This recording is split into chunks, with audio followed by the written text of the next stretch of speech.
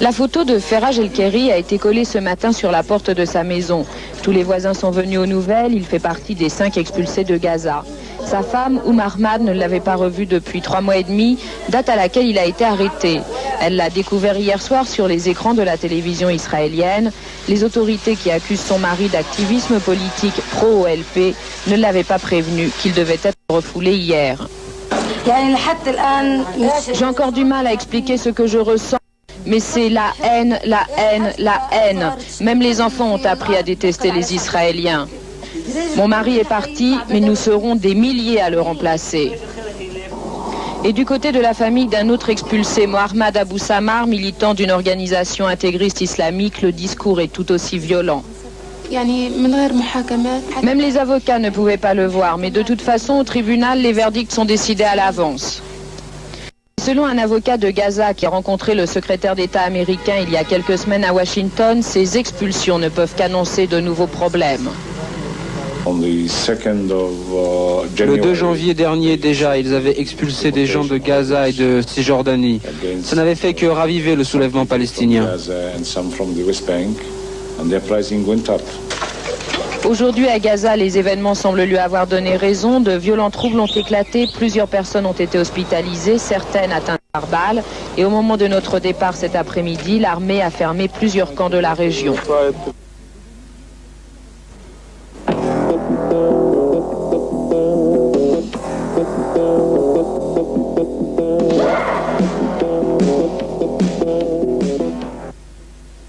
C'est ce criquet qui en ce moment sévit en Mauritanie et dans le Maghreb, Tunisie, Maroc, Algérie et Libye. On l'appelle criquet pèlerin, celui de la Bible à l'époque de l'Égypte ancienne. Depuis février, cet insecte s'abat sur l'Afrique du Nord où d'importants moyens matériels et humains, 30 avions au Maroc, 40 en Algérie et 20 en Tunisie, ont déjà permis de traiter 1 700 000 hectares. La campagne maghrébine contre les criquets a déjà coûté 25 millions de dollars. Et malgré cet effort, on s'attend au pire. Les criquets se reproduisent en ce moment avant de s'abattre de nouveau par milliards sur l'Afrique du Nord et le Sahel. On sait déjà qu'il y a un certain nombre de pontes qui ont été déposées dans le sol, plus d'ailleurs au Sahara espagnol, au nord de la Mauritanie, au Maroc, au sud de l'Algérie, qu'en Tunisie. Et ces pontes ont incubé et déjà sont en train d'éclore. C'est-à-dire que maintenant nous sommes en présence d'une nouvelle génération qui est plus avancée à l'ouest qu'à l'est et qui déjà va prendre la relève. Selon les spécialistes de la CIRAD, le Centre français de coopération internationale en recherche agronomique, la situation irait en s'aggravant. Depuis mai 87, les criquets ont déjà parcouru plus de 6000 km. Ils sont partis de l'Érythrée en Éthiopie, leur zone de pullulation. On traverse le Soudan, le Tchad en août dernier, puis le Niger et le Mali en octobre et sont arrivés dans le Maghreb en novembre. Et poursuivant leur trajectoire, les criquets pèlerins seront sans nul doute dans le Sahel à partir du prochain. Ce sont des insectes très mobiles et difficiles à combattre.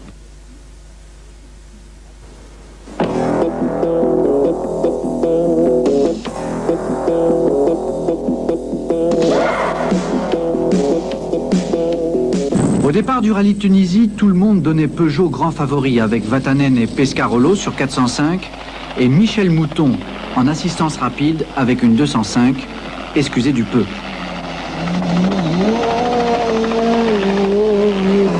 Mais c'était sans compter avec les Mitsubishi de l'Artigue et Cowan et leur assistance rapide de Da Silva. Étant donné que Peugeot sont revenus en force, nous aussi on est revenus en force. Et je suis heureux parce que mon véhicule est presque au niveau, c'est pas presque, il est à égalité avec Peugeot. C'est la première fois que je pense qu'avec un Pajero on va si vite. Ce qui n'est pas une surprise pour Jean Todt. Tous les rallyes de ce type, il y a eu une forte bagarre, que ce soit avec les Mitsubishi ou avec les Land Rover quand elles sont là. Où on a souvent fait la différence, c'est avec nos coéquipiers quand il y a beaucoup de navigation en performance pure. Eh bien, on sait que les autres ont beaucoup progressé et qu'on est assez proches les uns des autres. Sur les courtes étapes comme celle du rallye de Tunisie, les spéciales n'excèdent jamais 350 km, la bagarre peut donc faire rage. La preuve, au cours de l'avant-dernière étape, l'écart à l'arrivée entre l'Artigue et Vatanen n'est que de 6 secondes. Côté moto, la lutte oppose Cagiva à Suzuki. La Cagiva de l'Italien Alessandro De Petri a pris le dessus sur la Suzuki de Gaston Rayet. Le petit Belge s'est égaré au cours de l'étape Nefta Kebili, perdant par la même occasion plus de 20 minutes. Un duel arbitré au cours des spéciales par la Yamaha de l'Espagnol Carlos Mas, vainqueur l'année dernière, ou par la KTM du Français Magnaldi qui remporte l'avant-dernière étape.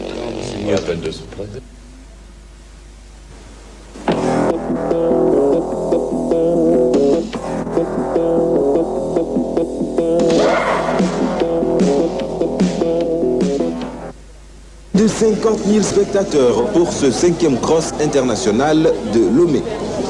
Une quarantaine de coureurs pour 3 catégories d'épreuves. Nous commençons par la catégorie reine, l'intercross. Une vingtaine de coureurs venus du Sénégal, de la République populaire du Bénin, du Burkina Faso, de la Côte d'Ivoire et du Togo.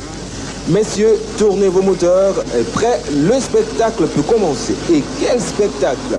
Un départ en trombe dans un nuage de poussière et de fumée.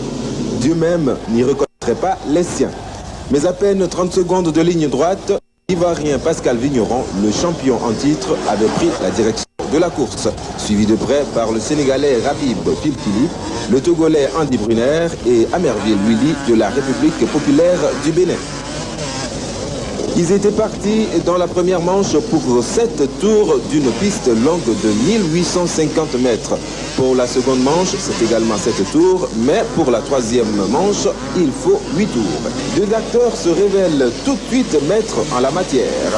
Ils viennent de la Côte d'Ivoire et du Sénégal. Ils ont pour nom Vigneron, numéro 26, et Filfili, numéro 17. Vigneron qui s'accrochait à coups d'audace pour garder son titre de champion, Filfili qui s'est enfin posé en dauphin incontesté du champion de Lomé.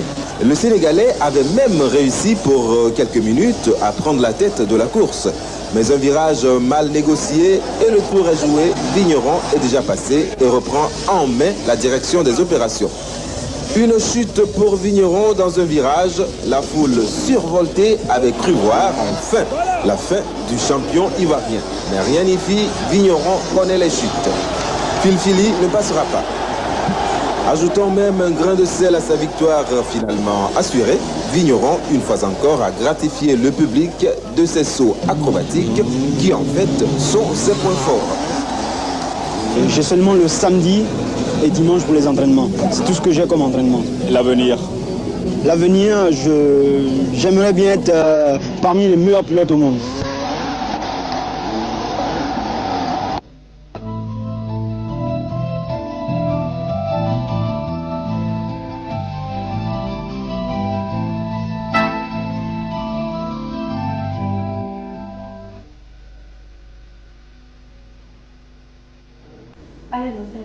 أعزائي المشاهدين، نقدم لحضراتكم الآن الجزء الثاني من المسلسل الأجنبي الأسبوعي القديس.